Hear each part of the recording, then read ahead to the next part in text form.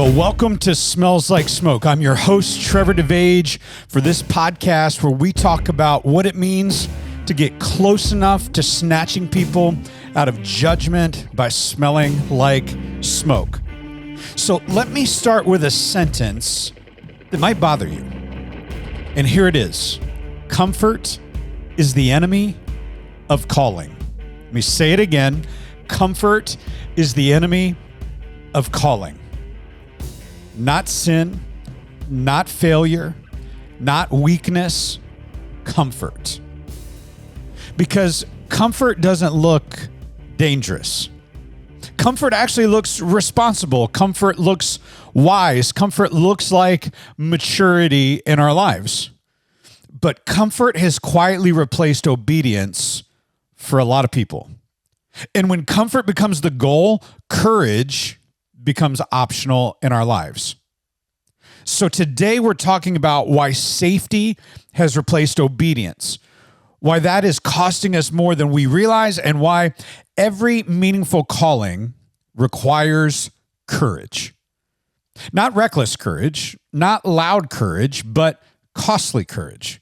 That's what this thing called faith is all about. So why does this matter right now in this part of history in your life? This matters because we live in a culture obsessed with safety. Emotional safety, financial safety, reputational safety, even relational safety. We like the safe route. We are taught to minimize risk, manage exposure, protect ourselves at all costs. And that mindset has leaked into our faith. We have learned how to follow Jesus without ever needing courage. Like, think about it. We attend when it's convenient. Like, we show up to church when it's convenient for our schedules. There's no risk there. It's convenience. We serve when it fits our schedules. We speak when it will not cost us anything. We don't speak up if it's going to cost us reputation, if it's going to cost us business. We only speak up when it doesn't cost us. And then we wonder why our faith feels small. So here's what I'm realizing in my life, and hopefully you'll realize in yours, is calling always requires courage. Let me say it again. Calling always requires courage. Comfort never does.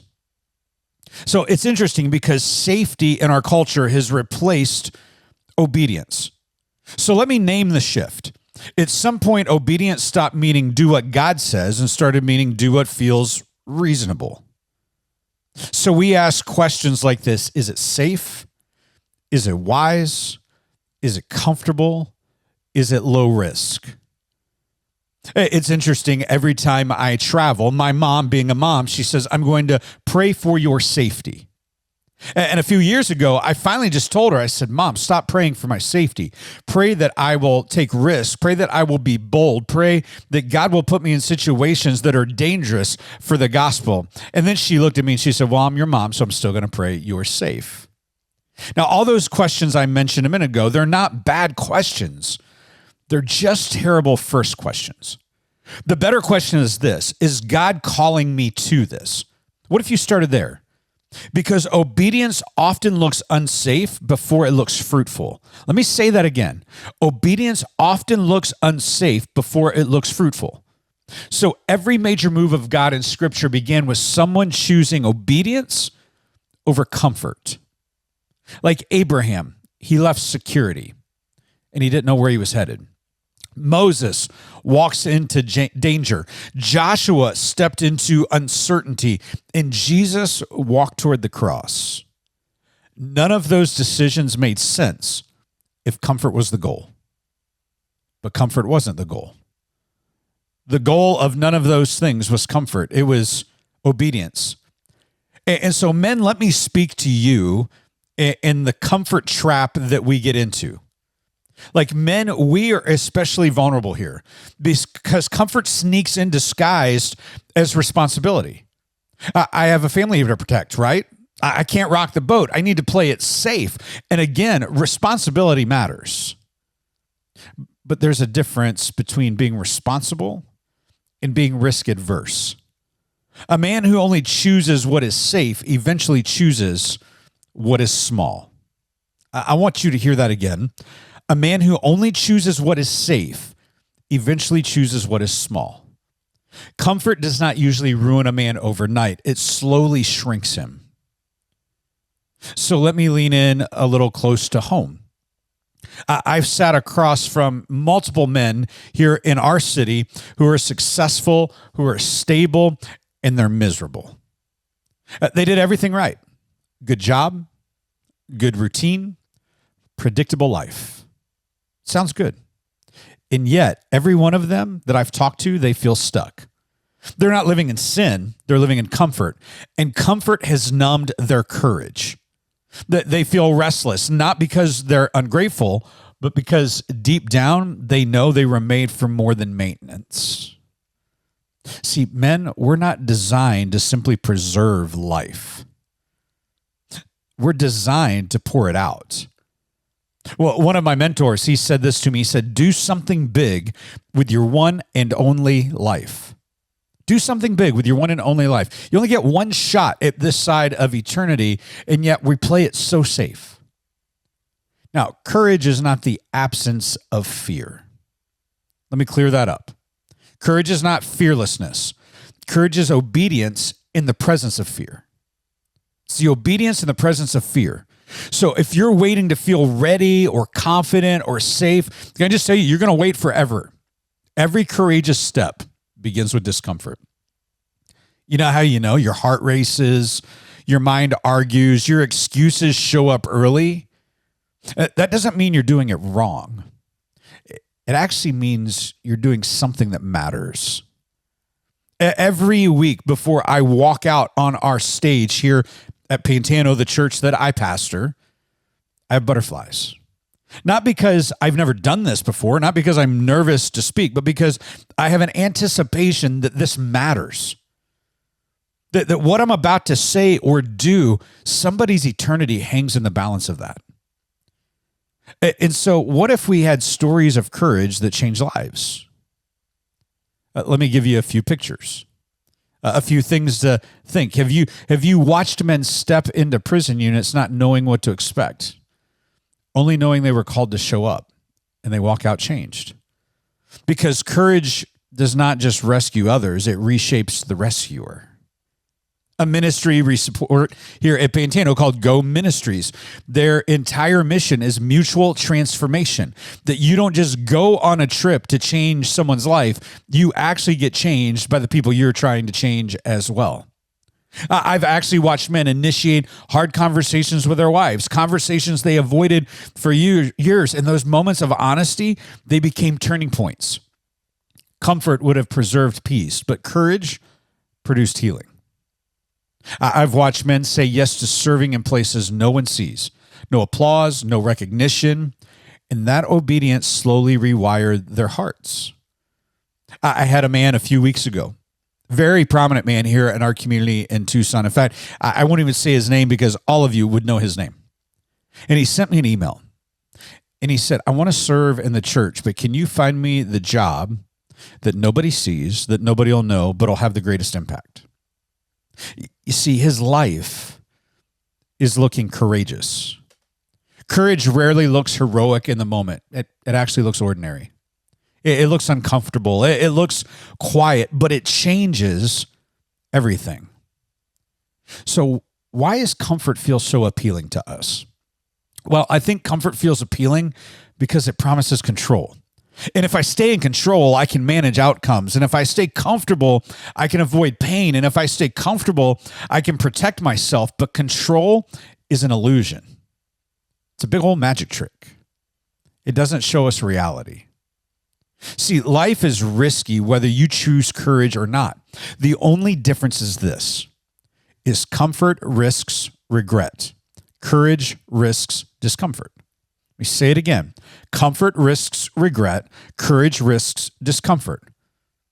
So one of those builds something. The other slowly erodes that something.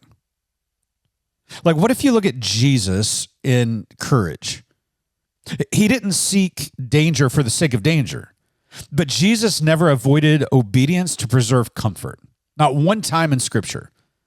He touched people others avoided. He spoke truth that others tried to soften. He went places others feared to go.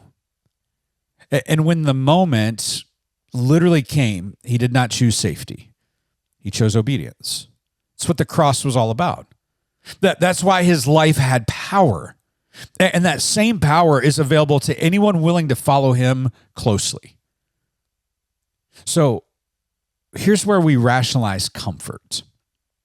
I want to push a little here because we're really good at spiritualizing comfort. Here's how. We say things like, I just want peace. I'm waiting for the right time. I don't feel led. You ever heard those?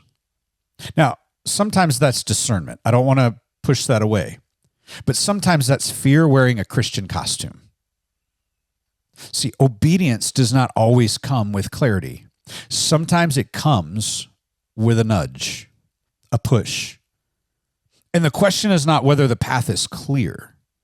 The question is whether you trust God enough to take the step. That's the real question. So let's get a practical handle on this. One uncomfortable step. Let's lean into this. Not 10 steps, not a massive overhaul, but let's get painstakingly practical. What's one uncomfortable step? Here are a few examples maybe for you. Maybe your uncomfortable step is have a conversation you've been avoiding. Initiate reconciliation instead of protecting your pride. Serve where you feel underqualified. How about this one? Invite someone into your life who's different than you. Or maybe this, say yes to something that's going to stretch you. Courage isn't built by taking 10 steps today. Courage is built by taking one right step today. No one wakes up brave. They practice it. That's how we do it. We practice it each day. So what does this mean for the men that are listening to this? Men, I want you to hear this clearly. Your calling is on the other side of comfort. Let me say it again. Your calling is on the other side of comfort, not recklessness and not foolishness, but obedience. That's what God is calling us to. Your kids need to see courage modeled. Your marriage needs courageous honesty. Your faith needs courageous action. See, the world does not need safer men. It needs braver ones. So, what's the cost of not choosing courage? Well, let me say this as plainly as I can. The greatest danger is not that you fail. It's that you never try. It's you never lean in with what God actually has in store. See, comfort promises safety, but it delivers regret. So years from now, you'll not regret the risk you took in obedience, but you will regret the moments you knew you should have moved and you stayed still. The regrets in my life are never the ones that I took. They're the ones that I wish I would have. Now, there's the hope that makes courage possible, and here's the hope. You were not asked to be courageous alone. Jesus does not stand at a distance and demand bravery. That's not what he does. He walks with you. He goes before you. He strengthens you. He redeems even your missteps if you're obedient. Courage doesn't require perfection. It requires trust. So I want to give you a closing challenge, and here's your challenge this week. Identify one place where comfort has replaced obedience. One place. Let me say it again. One place where comfort has replaced obedience, and I want you to name it. In fact, this is going to be cheesy to some of you. It's going to be even weird for some of you. I want you to say it out loud. I want you to name it. Don't justify it. Don't minimize it, but take one uncomfortable step. Not because it's easy, not because it's safe, but because you're called. Comfort is the enemy of calling. So today, lean in and watch God take you from comfort to courage. Well, this is Smells Like Smoke, our podcast based off Jude 23 that says, rescue others by snatching them from the flames of judgment. If we don't get close enough to hell, we can't snatch people out. If we don't smell a little like smoke, we can't help people find hope. And so do me a favor. If you like this podcast, would you share it? Would you put it out there for others? Would you send it to somebody? Maybe your courageous step this week is sending this to somebody you know desperately needs to hear this.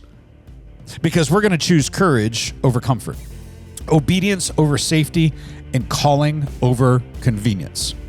Next episode, we're going to talk about truth without becoming a jerk, and why strong men know how to speak with both courage and restraint. So men, can I tell you this week, stay brave, stay obedient, and stay close to the fire. We'll be back with you next week.